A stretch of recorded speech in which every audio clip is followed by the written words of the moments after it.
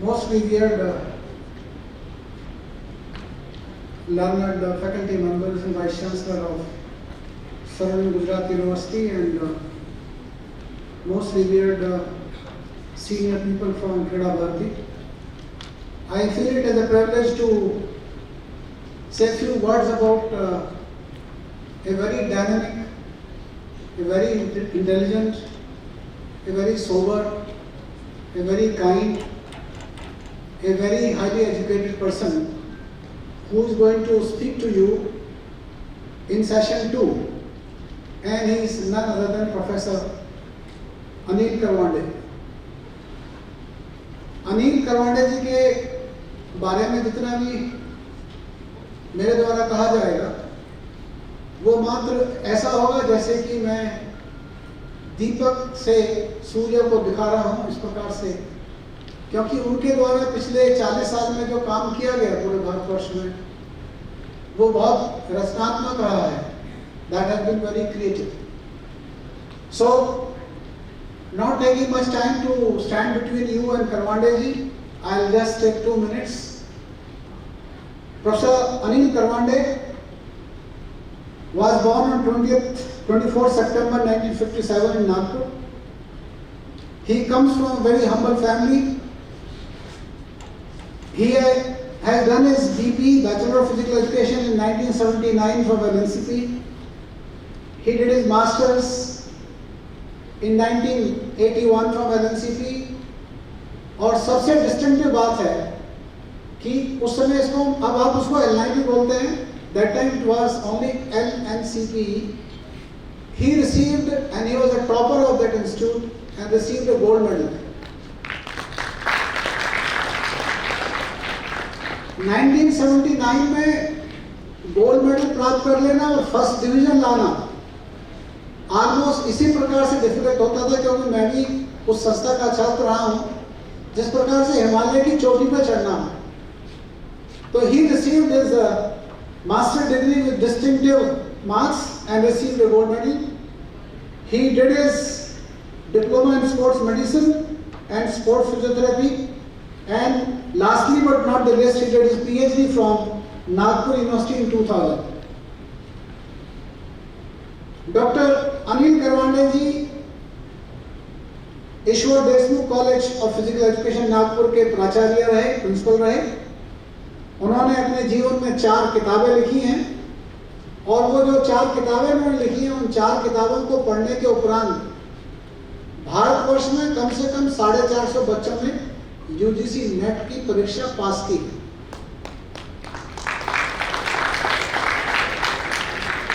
जो छात्र मेरे सामने बैठे हैं, मुझे लगता है कि ये आपके लिए आई इंफॉर्मेशन है, इंपॉर्टेंट इंफॉर्मेशन है कि अगर आपको मास्टर डिग्री कर रहे हैं तो आपको डॉक्टर अनिल करवांडे जी से लाइव टच रहना पड़ेगा, और अगर आप नेट क्वालिफाई करना चाहते हैं, आप यूजीसी एग्जाम को क्वालिफाई करना चाहते हैं, तो आपको उन किताबों को पढ़ना पड़ेगा. मैंने वो किताबें पढ़ी हैं, बहुत ही अच्छी किताब उन्होंने लिखी है.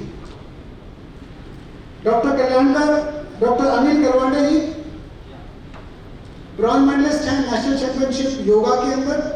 अपने छात्र जीवन में वो क्रिकेट और दूसरे गेम आपने इंटर कॉलेजिएट और यूनिवर्सिटी लेवल पे खेले.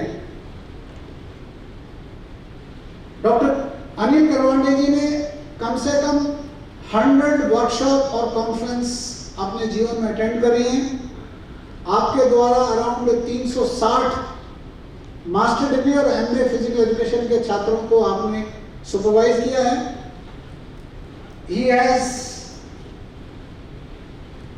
Been presented by 12 meritorious awards. आपको अपने जीवन में कम से कम 12 अवार्ड डिफरेंट संस्थाओं ने दिए हैं. और सबसे जो बड़ी बात मैं कहना चाहता हूं, किसी भी छात्र के जीवन में सबसे महत्वपूर्ण बात होती है, जब वो स्कूल में पढ़ता है तो वो सोचता है कि मैं कॉलेज में पढ़ूं, और जब वो कॉलेज में पढ़ता है तो सोचता है कि मैं इस कॉलेज का मेडलिस्ट बनूं, और जब वो यूनिवर्सिटी में पढ़ता है तो सोचता है कि मैं इस यूनिवर्सिटी का मेडलिस्ट ही नहीं बनूं बल्कि मैं उसका एक प्रोफेसर बनूं. और उससे महत्वपूर्ण बात होती है कि रिटायरमेंट होने के बाद अगर वही व्यक्ति national institute of physical education NIP का बोर्ड ऑफ मैनेजमेंट का मेंबर बन जाए, गवर्निंग बोर्ड का मेंबर बन जाए, उससे बड़ी कोई बात नहीं होती। डॉक्टर अनिल करवांडे जी LNIP के बोर्ड ऑफ मैनेजमेंट के मेंबर हैं और मैं आपको बताना चाहता हूं कि डॉक्टर अनिल करवांडे जी ने इंडियन क्रिकेट टीम के साथ एज ए फिजियोथेरेपिस्ट काम किया है। LNCP में डिपार्टमेंट ऑफ फिजियोथेरेपी के अंदर भी आपने कम से 5 साल काम किया है। शायद आप लोग इस बात को अनुभव नहीं कर पाएंगे, लेकिन LNCP के अंदर एक डिपार्टमेंट ऑफ स्पोर्ट्स फिजियोथेरेपी है जहां पे प्रत्येक छात्र तो नहीं, सेलेक्टेड एक छात्र या 2 छात्र शाम को स्पोर्ट्स स्पेशलाइजेशन खत्म होने के बाद करवांडे जी ने शाम को 6 से 8 बजे तक उस फिजियोथेरेपी में डॉक्टर प्रभाकर साहब ने अंडर काम किया है और उनकी रुचि बढ़ी।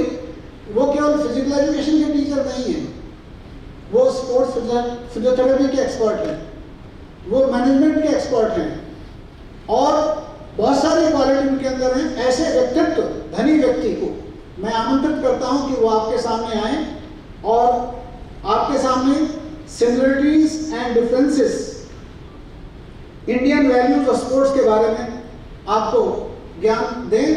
इन्हीं शब्दों के साथ मैं अपनी वाणी को विराम करता हूं और एक बार पुनः डॉक्टर अनिल करवांडे जी का स्वागत करते हुए उनको मंच पर आमंत्रित करता हूं। डॉक्टर अनिल करवांडे।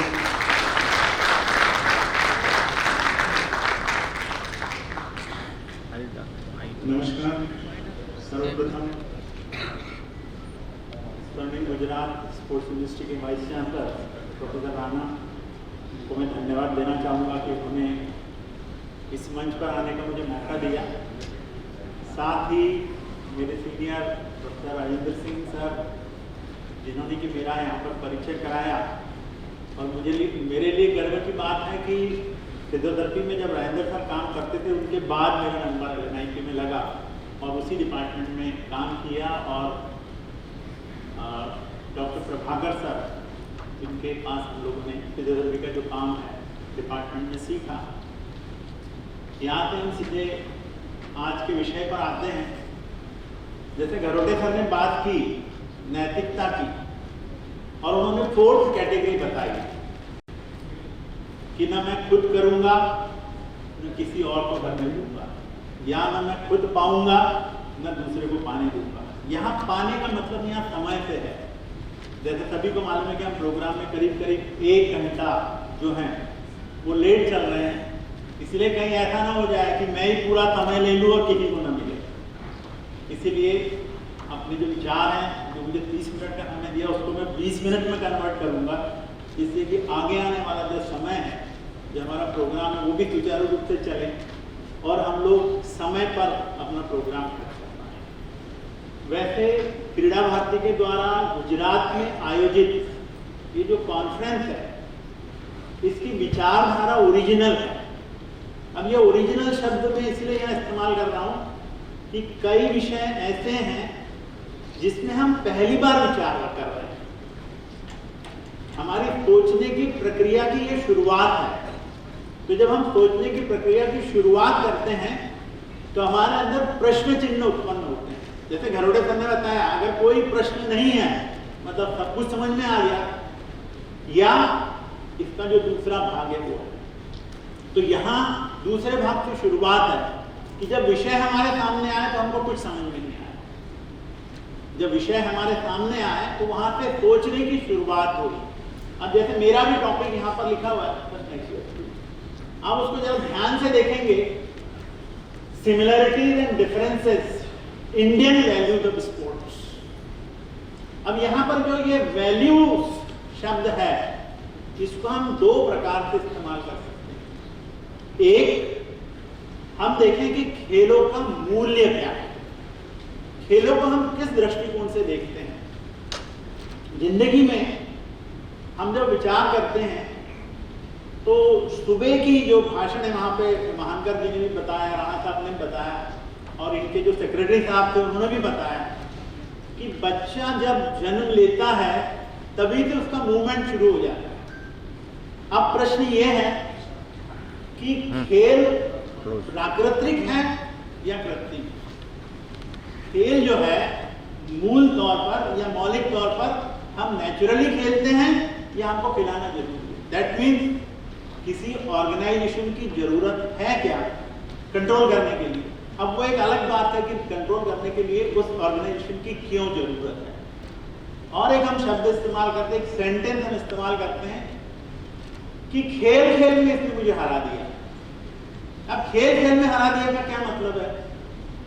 बिना किसी नियम के हरा दिया, या नियम का पालन करके हराया, या इस तरीके से हराया कि न मुझे सम्मान मिला न मेरा अपमान हुआ।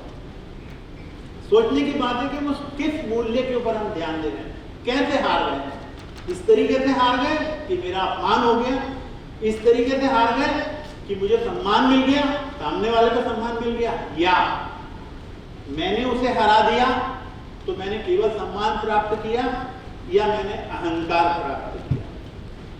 सवाल यह है कि आप किस मूल्य को कितनी अहमियत देते हैं। अब दूसरा एक छोटा सा पक्ष में घरोटे सर ने जो लेक्चर में यहाँ पे लिया, उन्होंने बताया एक पक्ष भौतिक है और 4 पक्ष सूक्ष्म है। हम खेल के किस पक्ष को ज्यादा मूल्यवान मानते हैं? अगर हम आज के दृष्टिकोण में, अगर हम मॉडर्न और ट्रेडिशनल गेम की बात करें और हम केवल ओलंपिक का जो मॉडर्न ओलंपिक है उसी के इतिहास को अगर देखें तो हम भौतिक पक्ष को ज्यादा ध्यानपूर्वक देख रहे हैं। हमारा सारा ध्यान ओलंपिक मेडल टैली के ऊपर है, और जो मेडल है वो भी तो भौतिक है। फिजिकल मेडल को हम ज्यादा ध्यान दे रहे हैं। हम किस चीज पर ध्यान दे रहे हैं कि हमारे को नंबर ऑफ मेडल्स कितने हो गए, हमारी गिनती अंतरराष्ट्रीय स्तर पर कहाँ, जहाँ एक भी मेडल नहीं है वहाँ, यहाँ जहाँ चाइना है, अमेरिका है, जर्मनी है, रशिया है, जिन्होंने नंबर ऑफ मेडल्स लाए हैं। तो भौतिकता के ऊपर ज्यादा ध्यान है या जो सूक्ष्म भाग, मतलब जो 4 हिस्से सर ने बताया, स्पिरिचुअलिटी के ऊपर है,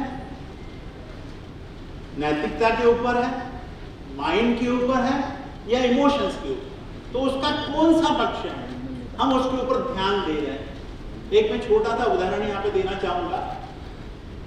अगर हम नैतिकता का मूल्य ज्यादा सर्वश्रेष्ठ मानते हैं तो हमको इतिहास में थोड़ा पीछे जाना पड़ेगा और देखना पड़ेगा कि हम प्लेयर्स तैयार कर रहे हैं या स्पोर्ट्समैन।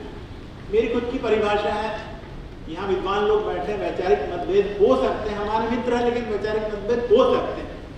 किस बात को हम ज्यादा ध्यानपूर्वक देख रहे हैं? 100वां टेस्ट मैच इंग्लैंड के साथ, भारत और इंग्लैंड का 100वां टेस्ट मैच, राणा सबको याद होगा और बाकी सब लोग पुराने सबको याद होगा। एक घटना घटी, जैसे आपको मालूम है क्रिकेट में अपील करते हैं, हाउ इज दैट, उसके बाद अंपायर का अपना डिसीजन होता है।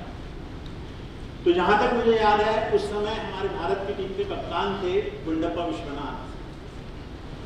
अपील की गई, अंपायर के द्वारा खिलाड़ी को आउट भी दे दिया गया, और वही खिलाड़ी जो सीमा रेखा के बाहर जाने के पहले कप्तान साहब ने अपनी अपील वापस ले ली, विड्रॉ। खिलाड़ी वापस आया और वही अकेला खिलाड़ी, उसने जो रन बनाया उसी के कारण हम वो 100वां टेस्ट इंग्लैंड से हार गए। अब आप बताइए, जीत जाते तो हमारे सामने एक ट्रॉफी रहती, मतलब भौतिक जो भाग है, भौतिक जो मूल्य है वो हमारे सामने होता, हमारे सामने एक इतिहास में लिखा जाता है कि 100वां टेस्ट मैच हम इंग्लैंड से जीत गए। लेकिन जो उसका सूक्ष्म भाग है उसमें नैतिकता भी एक हिस्सा है, इमोशंस भी एक हिस्सा है, मन भी एक हिस्सा है। गुंडप्पा विश्वनाथ ने उसके ऊपर ज्यादा ध्यान दिया।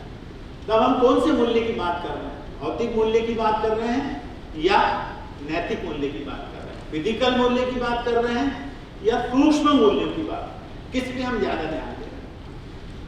अब लेकिन अगर हम इसको दूसरे तरीके से सोचे कि जब आपको भौतिकता में विजय प्राप्त करना तो क्या ये सूक्ष्म जो भाग हैं वो भी रोल प्ले करते हैं? इंपॉर्टेंट रोल उनका भी है क्या? आप प्राप्त तो भौतिकता की विजय कर रहे हो, तो मेडल प्राप्त कर रहे हो, लेकिन ये बाकी चारों पक्ष जो हैं उनका रोल कितना है? यहाँ अभी किसी ने प्रश्न पूछा था कि पिस्टल शूटिंग में योग का रोल क्या होगा या कैसे हम परफॉर्मेंस डेवलप करेंगे। तो मैंने बचपन में स्कूल में एक कहानी पढ़ी थी, आप सभी ने पढ़ी होगी, जितने यहाँ बैठे हैं सभी ने वो कहानी किसी न किसी भाषा में, किसी न किसी के रूप में पढ़ी। मैंने उसमें थोड़ा विचार किया। कहानी ऐसी थी, अर्जुन मतलब पांडव और कौरव के जो गुरु थे, गुरु द्रोणाचार्य, उनकी शिक्षा को लेकर थी। और हमने स्कूल में जो कहानी पढ़ी थी उसमें बताया था कि जो चिड़िया की आंख केवल अर्जुन को दिखाई देती थी, इसीलिए वो सर्वश्रेष्ठ धनुर्धर बन गए। अब प्रश्न वहां नहीं है, प्रश्न वहां शुरुआत दूसरी है। प्रश्न ऐसा है कि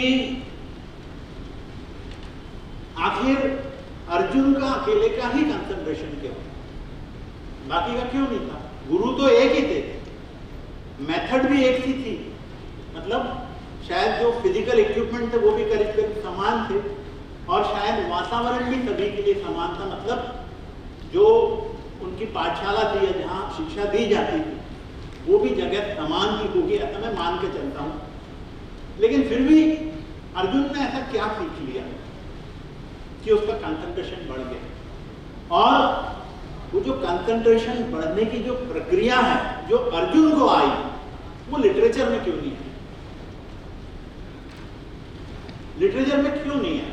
कहीं ना कहीं हम उसको तो नहीं खोज रहे। हम जब इकोसिस्टम की बात कर रहे हैं, अभी तुम्हें राणा सर ने बताया कि हम स्पोर्ट्स फिजियोथेरेपी की बात करेंगे, स्पोर्ट्स न्यूट्रिशन की बात करेंगे, बाकी भी स्पोर्ट्स मैनेजमेंट की बात करेंगे, तो ऐसा तो नहीं है कि लिटरेचर में हमारे पास वो घटना का डिस्क्रिप्शन ही नहीं है कहीं कि आखिर गुरु द्रोण ने अर्जुन को ऐसा क्या सिखा दिया कि उसका अकेले का कंसंट्रेशन बढ़ा, बाकी को क्यों नहीं पता लगा, उसका रहस्य क्या है? हमें उसके उत्तर खोजना है। तभी हम अगर अपने स्पोर्ट्स को बढ़ाने की बात कर रहे हैं, ट्रेडिशनल सिस्टम से करें या मॉडर्न सिस्टम से करें, लेकिन हमको उनके उत्तर खोजना पड़ेंगे। उसके उत्तर कहाँ हैं?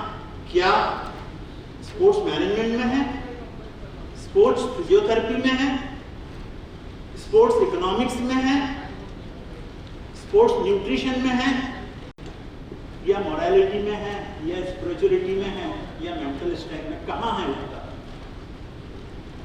कंसंट्रेशन अगर बढ़ाना है तो हमें क्या ऐसी कोई विधि मालूम है जिससे कि हम अपना लेवल ऑफ कंसंट्रेशन बढ़ा दें? फोकस अटेंशन कह रहे हैं हम, कंसंट्रेशन की बात कर रहे हैं हम, तो यहाँ पर केवल पिस्टल शूटिंग या आर्चरी या शूटिंग, राइफल शूटिंग, या जैसा गरुड़े सर ने भी आंसर दिया कि सभी खेलों में कंसंट्रेशन की आवश्यकता है, तो हम क्यों नहीं बढ़ा पा रहे? क्योंकि हमारे पास एक ही उत्तर है कि ओलंपिक में मेडल नहीं है हमारे पास। तो क्या वही एक कारण है या हमें उस कारण को ढूंढना है? तो ये जो यहाँ पर कॉन्फ्रेंस हो रही है, इसका जो मेजर ऑब्जेक्टिव है वो हम ये सोच सकते हैं कि हमें इन सब के उत्तर ढूंढना है कि आखिर अर्जुन का ही कंसंट्रेशन कैसे बढ़ा, बाकी का क्यों नहीं बढ़ा? सवाल तो ये था जो उसके भाई थे उनका भी नहीं बढ़ा और जो उनके कजिन थे उनका भी नहीं बढ़ा, किसी का भी नहीं बढ़ा, मतलब उस लेवल तक नहीं बढ़ा। लेकिन फिर हमारे पास दूसरे भी एग्जाम्पल है कि जिन्होंने गुरु द्रोण से शिक्षा नहीं ली वो भी उनके बराबर के धनुर्धर बन गए, तो आखिर उनको वो उत्तर कहां से मिला? प्रश्न ये है कि उसकी टेक्निक या उसका नॉलेज कहां से हमको प्राप्त होगा? क्या हमको गरुड़े सर की मदद लेनी पड़ेगी, मैन्युस्क्रिप्ट ढूंढने पड़ेंगे?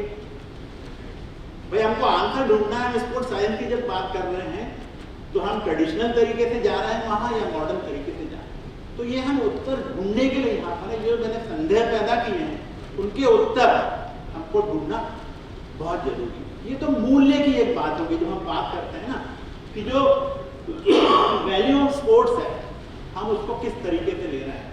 क्या हम खेल को केवल वैल्यू ऑफ हेल्थ की बात कर रहे हैं, केवल हेल्थ बनाने के लिए हम खेलने की कोशिश करते हैं, या हम केवल अपने आप को मोटिवेशन की वैल्यू बात कर रहे हैं, केवल मोटिवेट करने के लिए हम खेल खेलते हैं, या केवल रिक्रिएशन के लिए खेल खेलते हैं, या सच्ची में हमको कुछ प्राप्त करना है? मतलब भौतिक सुख की प्राप्ति करना है कि हमको, हम उसी के लिए केवल खेल खेल रहे हैं, या हमारा अंतिम उद्देश्य, जैसा हम कह रहे हैं कि टोटलिटी में कैरेक्टर डेवलपमेंट की बात करना है, नैतिकता की बात करना है और देश के लिए कुछ करना है, वो हमारा मूल्य है क्या? हम किस तरीके से सोच रहे हैं? तो लेट अस थिंक कि व्हाट इज वैल्यूज, हम वैल्यूज किस चीज को मानते हैं। नेक्स्ट थोड़ा ध्यान देखेंगे हम कि वैल्यूज और individual beliefs that motivate people to act one way or another. हम अगर मूल्यों के संदर्भ में बात करें, स्पोर्ट्स मूल्य की बात नहीं करें, हम मूल्य किसको मानते हैं, किस चीज को हम मूल्यवान मानते हैं। तो हमारे लिए, हर व्यक्ति के लिए जिस प्रकार से उसका विकास हुआ है, जिस प्रकार से उसकी वैचारिक सोच है, जिस प्रकार से उसके मूल्यों का विकास हुआ है, उसके लिए वैल्यू जो है वो अलग अलग प्रकार की हो सकती है। अब वैल्यूज, बहुत सारी वैल्यूज हैं जिनको जो सोशियोलॉजी वाले हैं उन्होंने भी और जो साइकोलॉजिस्ट हैं उन्होंने भी आइडेंटिफाई किया। तो हमने किन मूल्यों को अपनाना चाहिए, इस बारे में थोड़ी सी बात करेंगे। Next, I will not take more than 20 minutes. I will exactly finish within 20 minutes. Next,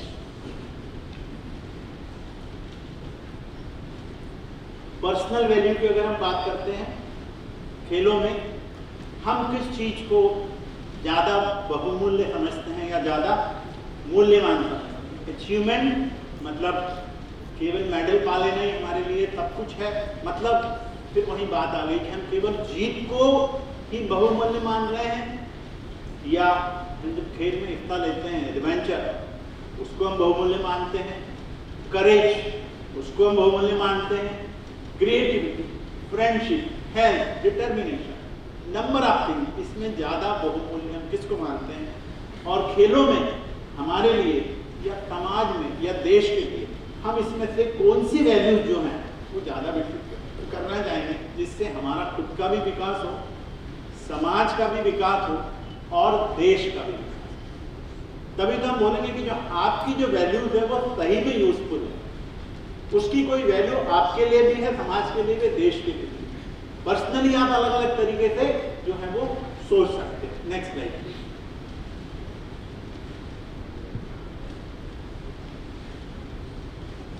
Let us start with the personal values. Personal values are the things that are important to us, the characteristics and the behavior that motivate us and guide us for our own. ये हमारे व्यक्तिगत मूल्य हो सकते हैं।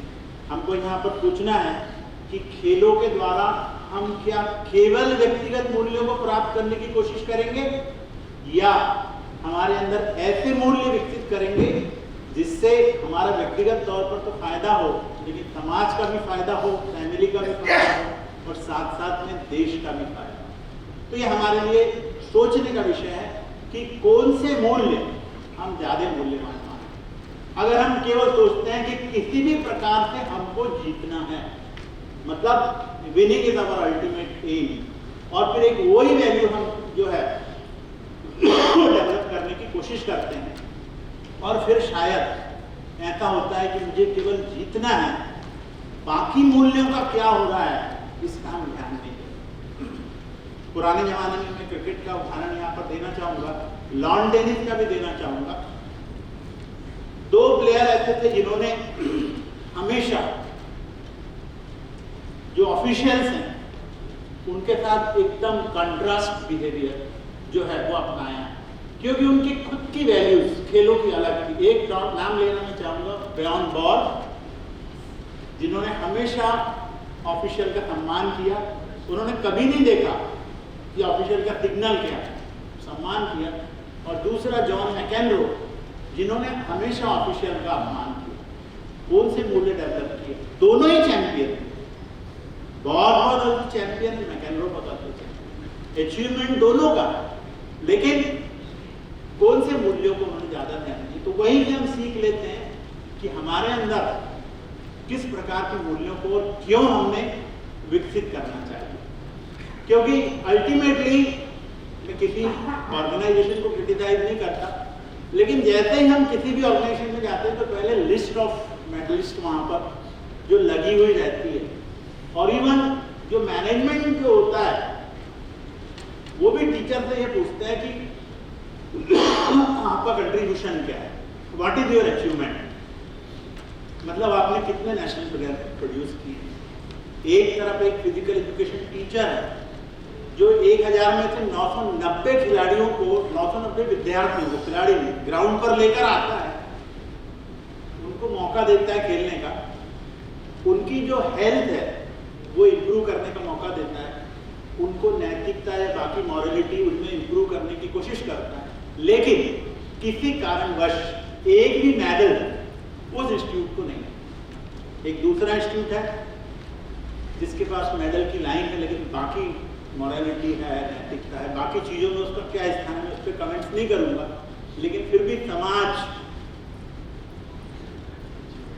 Contribution list में क्या है, उसको क्यों ज़्यादा सम्मान देता है, वो भी एक सोचने का कारण है। हमें देखना पड़ेगा इस बारे में कि आखिर उस बात को भी कैसे वैल्यू दी जाए, क्योंकि आफ्टर रिजल्ट में तो आप क्या लिखते हो, विनिंग टीम, डायरेक्टर बैठे हैं हमारे इंस्टीट्यूट सूर्यवंशी का, first day goes to so and so college, वो रिकॉर्ड में आता है।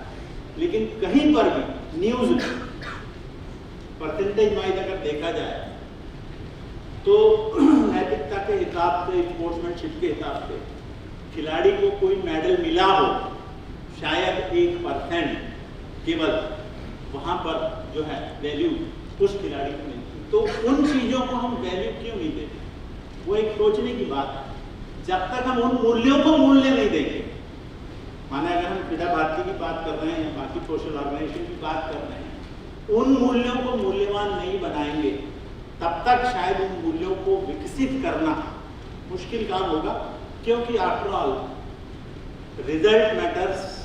एंड हम कहते हैं कि हिसाब किताब में क्या आया है, कहीं नाम आया कि किसके लिए आया हो, भले ही फिजिकल रिजल्ट न मिला हो, लेकिन दूसरी चीजें जो सूक्ष्म की बात सर ने की है उनको भी मूल्य देना, वैल्यू देना इम्पॉर्टेंट है। जब तक हम उनको वैल्यू नहीं देंगे, चाहे हम ट्रेडिशनल स्पोर्ट्स की बात करें, मॉडर्न स्पोर्ट्स की बात करें, स्पोर्ट्स फॉर रिक्रिएशन की बात करें, स्पोर्ट्स फॉर हेल्थ की बात करें, हमें कुछ भी प्राप्त नहीं होगा।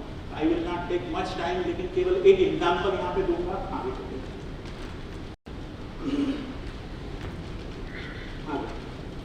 Next next next next next next next मैं छोटा सा आगे ले लीजिए। मेजर ध्यानचंद जी के बारे में, उनके जीवन का एक छोटा सा एग्जाम्पल, जब उनको जीतने के बाद आगे आगे मेजर ध्यानचंद आगे आगे yes, this I will show and conclude here. आप इसको पढ़ सकते हैं कि जब उनको पोस्ट ऑफर की गई कि आप हमारी टीम में आ जाओ, तो उन्होंने कहा नहीं, मैं अपने देश में एक सिपाही की हैसियत से अपनी सेना में काम करूंगा और वहीं पर रहकर मैं खुश रहूंगा, वही मेरा आत्मसम्मान है, वही मेरा सम्मान है। मतलब देशभक्ति के मूल्य को, जो वैल्यूज ऑफ पैट्रियटिज्म है, उसको उन्होंने जीवन का जो मुख्य मूल्य बनाया। लेकिन इसका दूसरा पक्ष भी है कि ये सूक्ष्म मूल्य हो सकता है, लेकिन उनका जो स्किल है वो भी इतने हाईएस्ट क्वालिटी का था कि दोनों तरफ उनकी पर्सनालिटी में जो है वो बैलेंस रहा है। तो मैं यही कंक्लूड करूंगा कि हमारा जो स्पोर्ट्स अचीवमेंट की अगर हम बात कर रहे हैं, परफॉर्मेंस की बात कर रहे हैं, तो हमें सारे एरिया में ध्यान देना पड़ेगा। स्किल डेवलपमेंट में भी देना पड़ेगा, फिटनेस में भी देना पड़ेगा, लेकिन साथ में ये जो सूक्ष्म शब्द की बात हो रही है या सूक्ष्म मूल्यों की बात हो रही है, इसके ऊपर भी हमें ध्यान देना पड़ेगा, जिससे कि जो लोग इनकी प्रैक्टिस करते हैं, इनकी उपासना करते हैं, इनको ध्यान देते हैं, उनकी भी वैल्यू बढ़े हमारी। क्योंकि स्किल की अगर हम बात करें तो वो भी एक पक्ष है केवल। किसी को ड्रिबलिंग अच्छा आता है, किसी को स्कोरिंग अच्छा आता है, लेकिन जो सूक्ष्म वाले पहलू हैं, वैल्यू है, वो भी इक्वली इम्पॉर्टेंट है। फिर से एक बार ऑर्गेनाइजर को धन्यवाद देते हुए अपने शब्द समाप्त करता हूं। Thank you.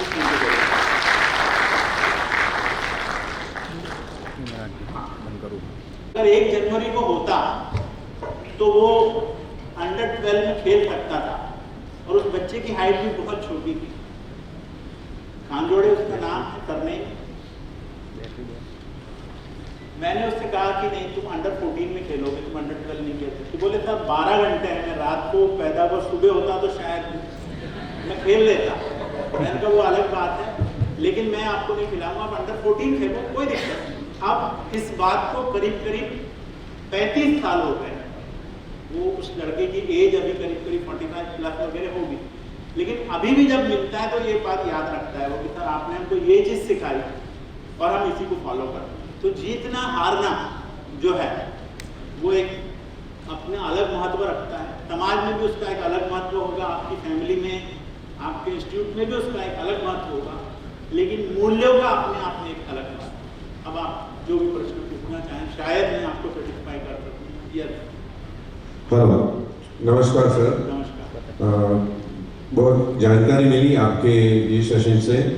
Sir, as an physical educator मेरा एक क्वेश्चन है कि जैसे sports basically it is amateur, कि जिसके अंदर पैसा इन्वॉल्व नहीं है, मतलब ये जो ओलंपिक स्पोर्ट्स है उसकी मेन स्पिरिट भी वही है कि it is for amateur, means जहाँ पे उनको स्पॉन्सरिंग या वो सब चीज़ें साइड पे है, लेकिन ऐसा अभी नहीं है। अभी मेन चीज़ पैसों के साथ में ही सारा स्पोर्ट्स हो गया, चाहे वो ओलंपिक हो या नीचे के लेवल पे हो।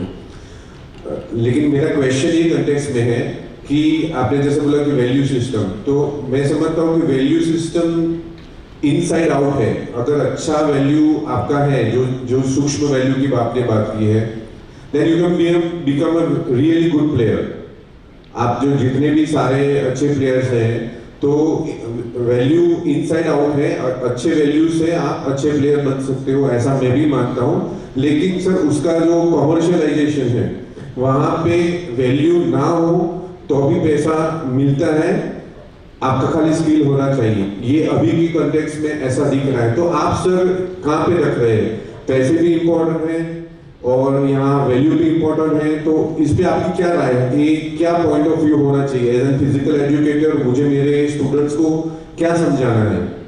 कॉमर्शियल पार्ट भी है और वैल्यू का ये पार्ट भी है। अल्टीमेटली क्या इसका ब्लेंडिंग होना चाहिए? क्या अल्टीमेट मैसेज होना चाहिए? वो ब्लेंड होके क्या मुझे उनको बताना है कि आपको ये बैलेंस रखना है या फिर आप ऐसा करिए जो आपके लिए बेनिफिशियल है। Thank you. I hope you understand my question. जी हाँ, मैं आपका प्रश्न जो है समझ गया हूँ बिल्कुल, और मैं अपने विचार जो है, मेरे खुद के पर्सनल विचार, मैं वो उत्तर के तौर पर आपको बताऊंगा। जरूरी नहीं कि सब लोग उसको एक्सेप्ट करें। पहली चीज जो आपने बोला है कि कमर्शियलाइजेशन जो है स्पोर्ट्स का वो हो गया है। पैसे की भी अपनी इम्पोर्टेंस है समाज में, पैसे की भी अपनी इम्पोर्टेंस है, इसमें तो कोई शक नहीं है। खिलाड़ी केवल बिना पैसे के लिए खेलता रहे, ये भी कोई सही बात नहीं। उसको जो काम कर रहा है, जो मेहनत कर रहा है, जो वो अचीव कर रहा है, उसका रिटर्न उसको मिलना जरूरी है। लेकिन वो उसका केवल अल्टीमेट एम नहीं होना चाहिए, पैसे के लिए ही नैतिक मूल्यों का विकास न होने दें। इसीलिए मैंने सजेस्ट किया है कि जो सूक्ष्म हिस्सा है उसकी वैल्यू के लिए भी उसको अवार्ड मिलना चाहिए। जैसे फिजिकल जो बात है, मेडल है, परफॉर्मेंस है, स्किल है, उसका जो अवार्ड मिल रहा है, तो इनके लिए भी उसको अवार्ड मिलना जरूरी है, उसका भी रिटर्न उसको मिलना है। जब ये मिलना शुरू होगा तो लोग उधर भी ध्यान देंगे। अभी एक छोटा सा राइटअप सचिन तेंदुलकर जी के बारे में छपा है, आपने देखा होगा, परसों के दिन ही वो बहुत पॉपुलर हुआ। तो शायद दुनिया में क्रिकेटरों में जो सबसे ज्यादा पैसा कमाने वालों में से एक वो भी खिलाड़ी हैं, लेकिन उन्होंने अपने नैतिक मूल्य जो है वो कभी कम नहीं होने दिए। और शायद कोई ऐसी कंट्रोवर्सी क्रिकेट में नहीं है जिसमें कि सचिन तेंदुलकर का नाम इन्वॉल्व हुआ।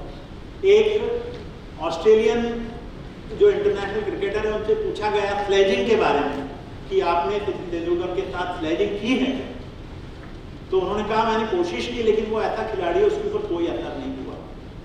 उसका इंटरव्यू है मेरे पास मराठी में, इसलिए मैंने दिखाया नहीं, अभी मैं लाया था वो भी मैटर आपके लिए, मराठी में वो स्क्रिप्ट है, तो आप देख लीजिए उसने किसको physically skill wise highest level पे रहे वर्ल्ड में। ऐसा कोई बैट्समैन नहीं है, ऐसा कोई बॉलर नहीं है जिसके अगेंस्ट सचिन तेंदुलकर ने अपना जो है परफॉर्मेंस न दिखाया गया। 1990-92 में इंडिया टुडे में एक आर्टिकल छपा था, उसमें उन्होंने लिखा था कि Sachin Tendulkar is the only batsman in the world, उस समय का आर्टिकल है, जिनके पास हर बॉलर के 3 रिप्लाई थे।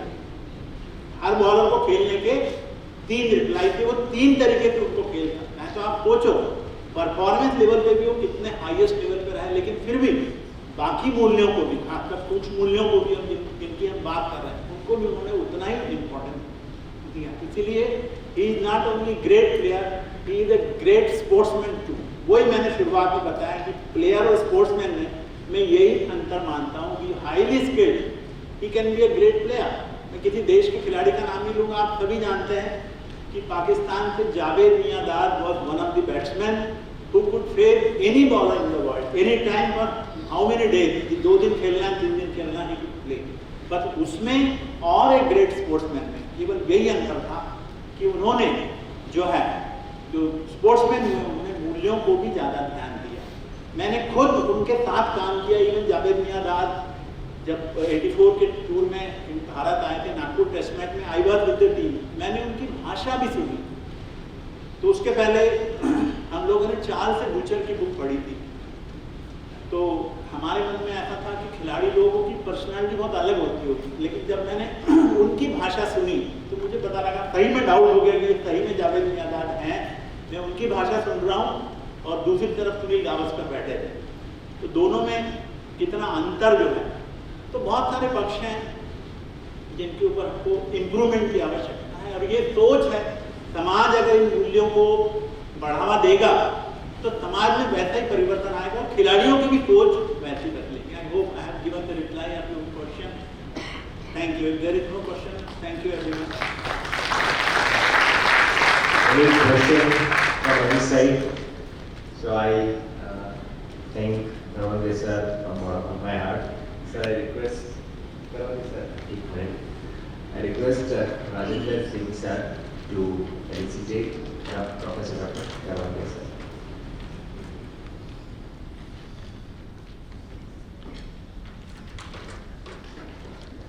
अगस्त बड़ी, आपने अभी डॉक्टर करवांडे को इंडियन वैल्यूज के बारे में सुना, और मैं मानता हूं कि अगर एक वैल्यू की बात की जाए तो अभी उनका सम्मान किया जा रहा है। मैं चाहूंगा कि जितने भी यहाँ लोग बैठे हुए हैं सब खड़े होकर ताली बजा के उनके सम्मान में एक वैल्यू क्रिएट करें। ये वैल्यू शिक्षक की तरह